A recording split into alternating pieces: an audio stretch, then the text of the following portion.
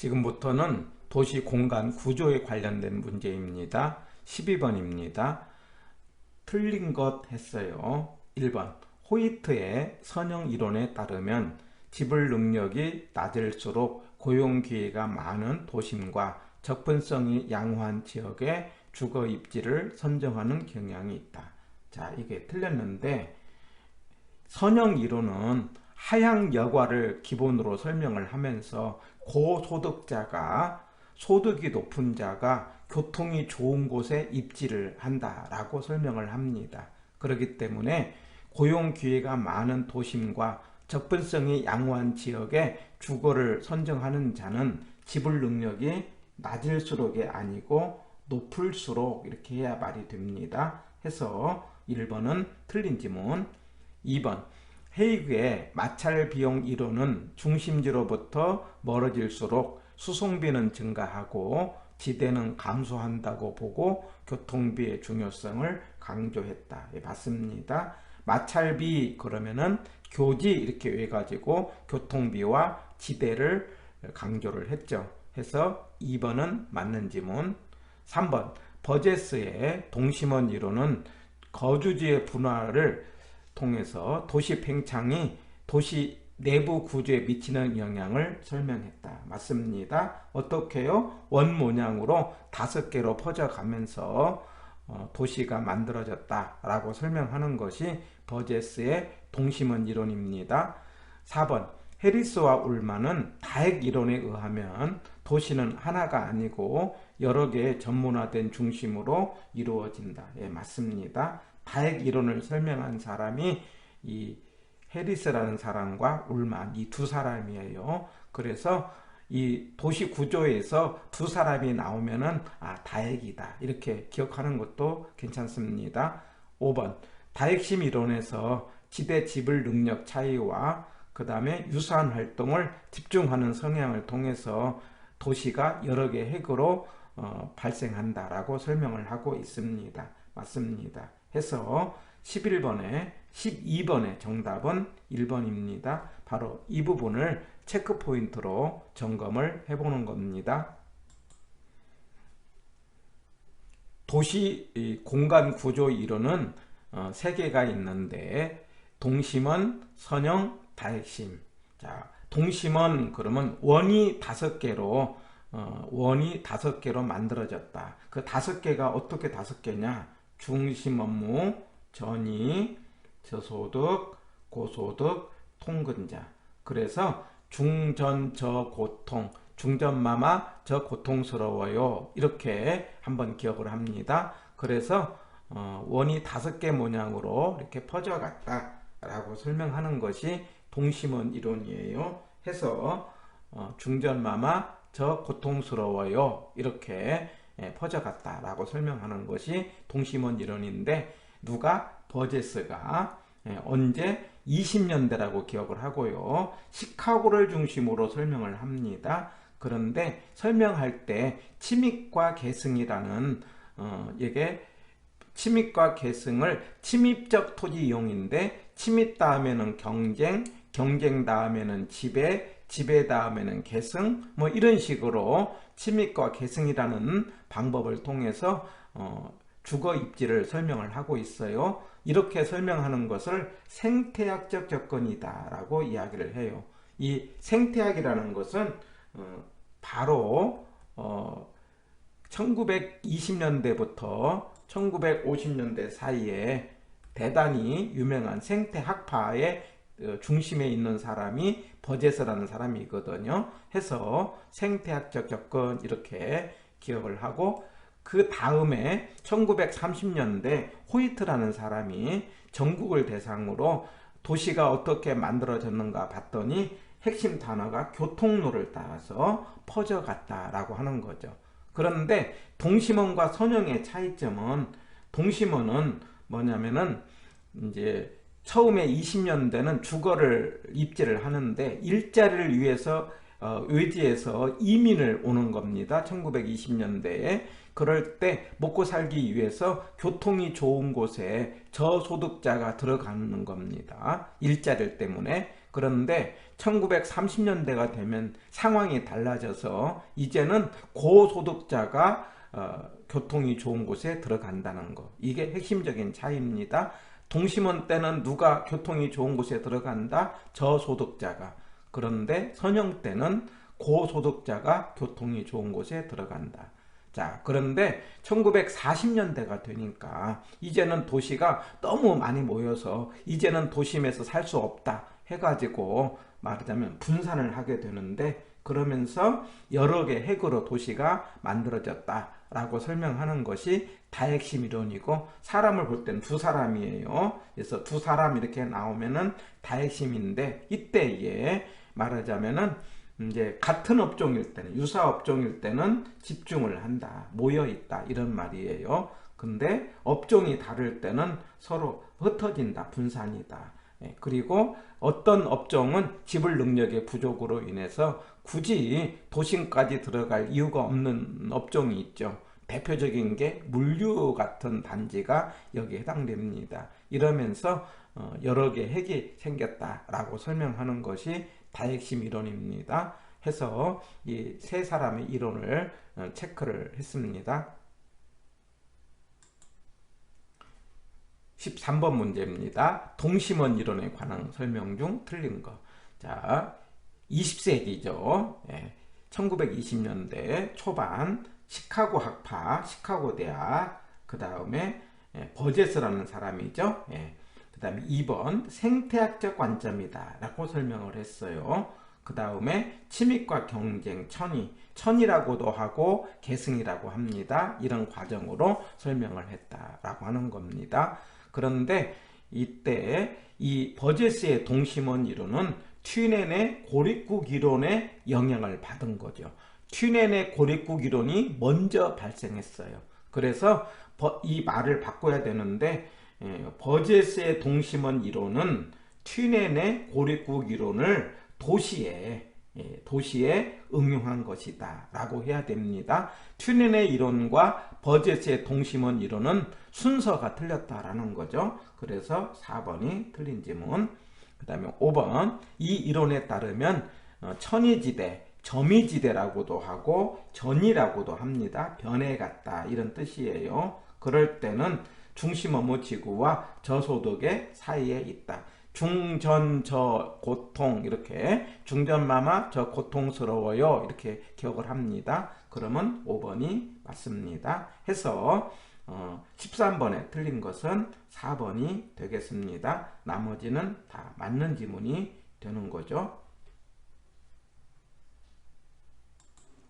14번입니다. 다음에 설명하는 공간구조 이론 호이트가 했어요. 그 다음에 두 번째는 교통 노선을 따라서 쐐기 모양으로 퍼져갔다. 이렇게 설명하는 것은 선형 이론이 되는 거죠. 그래서 14번의 정답은 1번입니다. 15번입니다. 자, 유사한 업종은 집적을 하려고 한대요. 그 다음에 서로 불이익이 있을 때는 모였을 때 이익이 손해가 생길 때는 오히려 분리한다라는 거죠. 그리고 이 두 사람이 했어요. 그러면은 다핵심 이론이다 이렇게 설명을 합니다. 도시가 하나가 아니고 여러 개로 핵심으로 만들어졌다 라고 설명해서 정답은 3번입니다. 16번입니다. 자, 호이트는 도시 전체를 부채꼴 모양 형태로 이렇게 퍼져갔다. 그리고 핵심 단어가 교통을 통해서 퍼져갔다. 그러면 맞는 지문이에요. 그 다음에 르시라는 사람은, 이거는 이제 우리가 다음 지문에서 뭐냐면 공업 입지에서 나오는 설명인데, 베버 다음에 르시라는 사람이 공장을 만들 때 수요 측면에서 수요가 가장 큰 곳에다가 공장을 만들자. 근데 그 수요가 어떻게 해서 수요가 많아지느냐? 시장 확대를 통해서 이제 수요가 많은 곳에다가 공장을 만들자라고 설명한 것이 르시라는 사람의 최대 수요 이론, 이렇게 설명을 했습니다. 맞습니다. 그 다음에 튜넨은 고립국, 튜넨에 설명한 것을 위치지대라고 하고, 그가 발표한 책을 고립국이라는 책에서 발표해서 고립국 이론 이렇게도 이야기를 하죠. 그래서 생산비와 수송비를 반영해서 공간적 분화를 설명을 했습니다. 맞습니다. 그래서 세 개가 다 맞기 때문에 정답은 5번입니다. 17번입니다. 동심원 이론에 따르면 저소득층일수록 고용 기회가 적은 부도심과 접근성이 양호하지 않는 지역의 주거를 선정한다. 자, 동심원과 선형의 가장 큰 차이점은 동심원 때는 이민을 와서 일자리를 위해서 교통이 좋은 곳에 저소득자가 들어가고, 선형은 상황이 달라지면서 이제는 고소득자가 교통이 좋은 곳에 들어간다. 이게 핵심적인 차이예요. 그렇다면 1번이 저소득일수록 고용기회가 많은 도심과 접근성이 양호한 지역의 주거를 선정한다. 이렇게 해야 되겠죠. 그래서 1번이 틀린 말. 그러면 2번입니다. 선형이론에 의하면 이제는 이제 1930년대가 되면서 고소득층의 주거지는 교통 노선을 축으로 해서 접근성이 양호한 지역의 주거를 선정한다. 그럼 맞습니다. 3번 동심원 이론에 의하면 저민은 고소득 주거지역보다 도심에 가깝게 위치한다. 맞죠? 중, 전, 저 그러면은 어떻습니까? 고통 이렇게 5단계로 따진다면은 저민은 전이라고도 하고 고소득보다도 가깝게 위치하죠. 맞는 말. 4번 다핵심 이론에서 도시는 하나의 중심지가 아니라 몇 개의 중심지로 구성된다. 맞습니다. 5번 동심원 이론은 생태학적 관점이다. 이렇게 이야기했어요. 맞습니다. 17번의 정답은 1번입니다. 18번입니다. 틀린 것. 해리스와 울만의 다핵 이론에서는 상호 편익을 가져다 주는 활동을 직접 모여서 이득이다 해서 다핵 입지의 발생 요인 중에 하나로 본다. 맞습니다. 알론소는 입찰지대 곡선, 그러면 입찰을 통해서 가장 높은 대가를 지불한 것을 연결한 선이에요. 그래서 가장 높은 최대, 그럼 맞습니다. 3번 헤이그의 마찰비용, 그러면 교지 이렇게 하자고 그랬죠.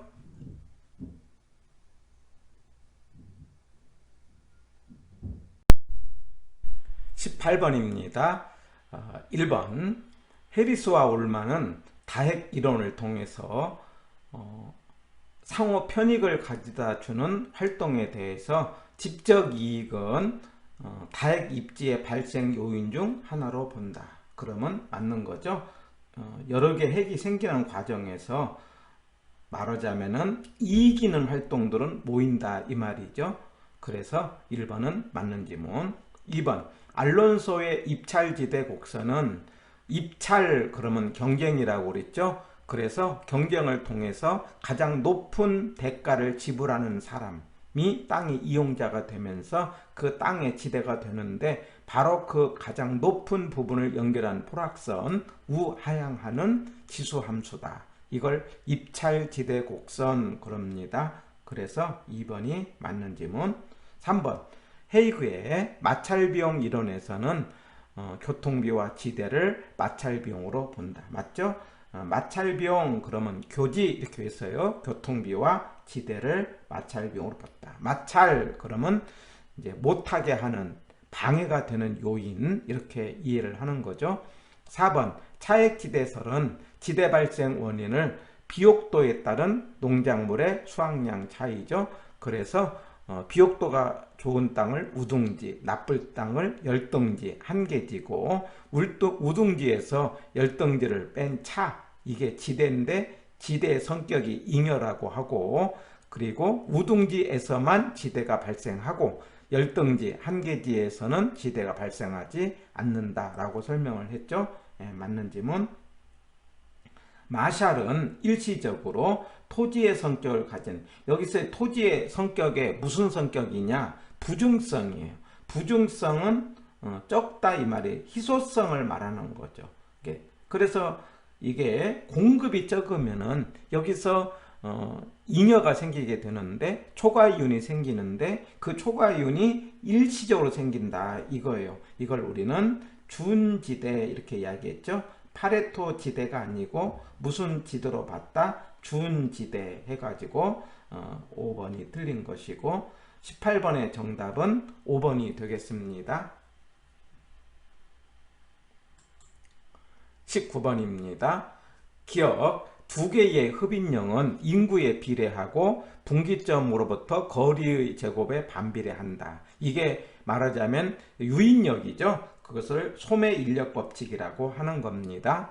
그 다음에 니은 도시 내부의 기능이 침입 경쟁 천이 뭐냐면 침입적 토지 이용 중전 저 고통 이렇게 원이 5개로 만들어졌다 라고 설명한 것이 동심원 이론이죠. 예. 그 다음에 디귿 교통망을 따라 핵심이 교통망이에요. 부채꼴 모양으로 퍼져갔다 라고 하는 것은 선형 이론이죠. 예. 그 다음에 니을 도시의 공간 구조가 하나가 아니라 여러 개로 됐다. 이거는 다핵심 이론이죠. 해가지고 19번의 정답은 5번이 되겠습니다. 20번입니다. 동심원설에 의하면 중심지에 가까울수록 범죄, 빈곤, 질병 등이 적어진다. 이게 틀렸어요. 많아집니다.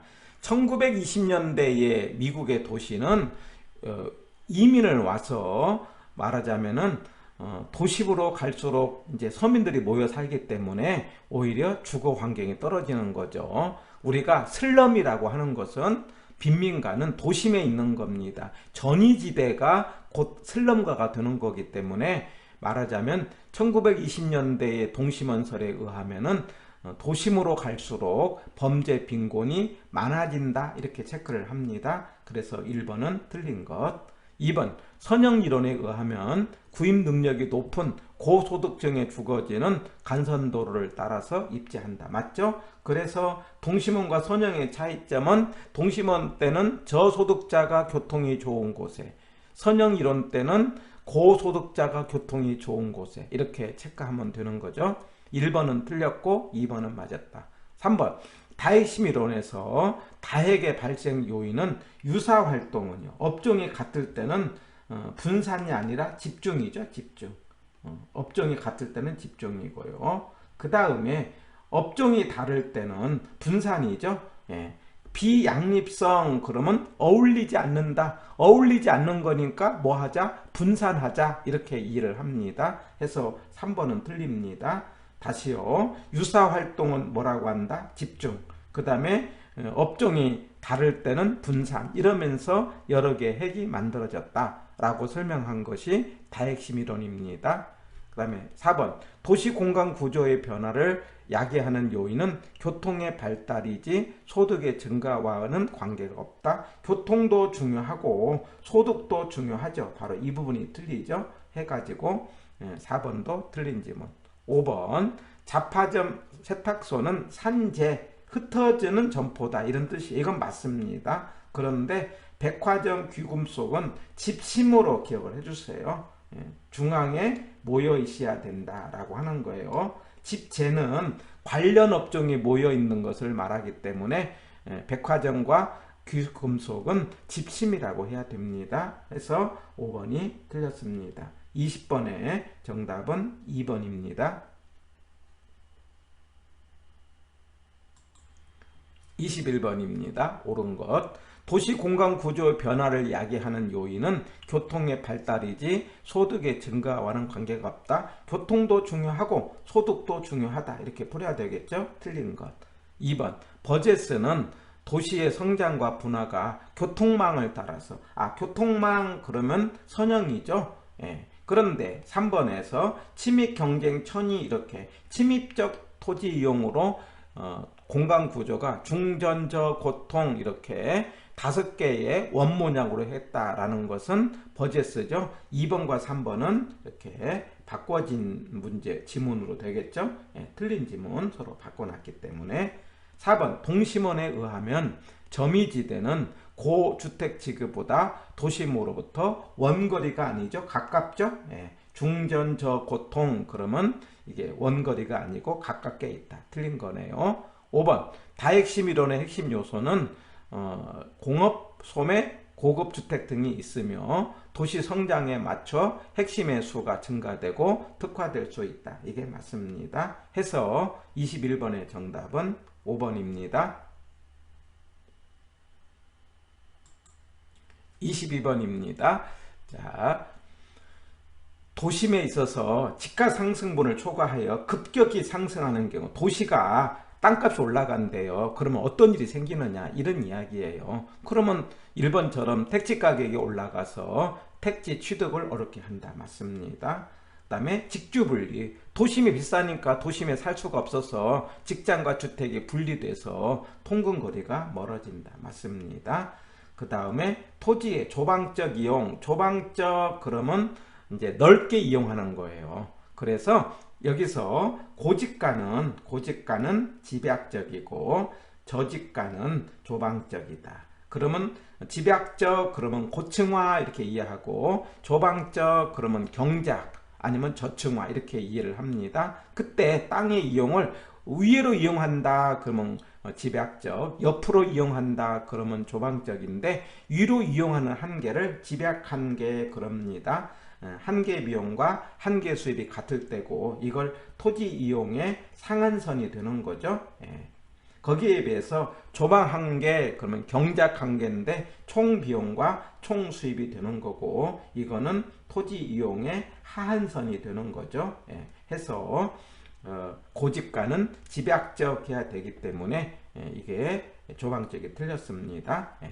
4번 한정된 사업비 중 택지비의 비중이 높아져 상대적으로 건축비의 비중이 줄어들기 때문에 성능이 저하될 우려가 있다. 맞습니다. 그 다음에 5번 높은 택지 가격은 공동주택의 고층화를 촉진시킨다. 맞습니다. 해가지고 22번의 정답은 3번 이렇게 정리가 되겠습니다. 23번입니다. 스프롤이에요. 스프롤 그러면 달동네처럼 무질서하게 퍼져가는 것을 말합니다. 그런데 이런 것들은 중심부에서 생기는 것이 아니라 스프롤은 외곽에서 무질서하게 퍼져가는 것은 스프롤이고 무질서하게 퍼져가니까 땅가격이 평균 지가보다 떨어진다. 그리고 최이호용에서 멀어진다. 이렇게 되는 거죠. 2번이 틀린 겁니다. 1번은 맞는 지문. 그리고 교외로 확장되면서 중간중간에 이제 빈 땅, 공지를 남기기도 한다. 그리고 이거는 잘못 이용하기 때문에 최이호용에서 멀어질 수 있다. 맞습니다. 그리고 간선도를 따라 퍼져가기도 한다. 그 맞습니다. 해서 22번의 정답은 2번이 23번이죠. 정답은 2번이고 여기까지 해서 우리는 도시의 땅이 어떻게 만들어지고 어떻게 이용되느냐 관련된 문제를 풀어봤습니다.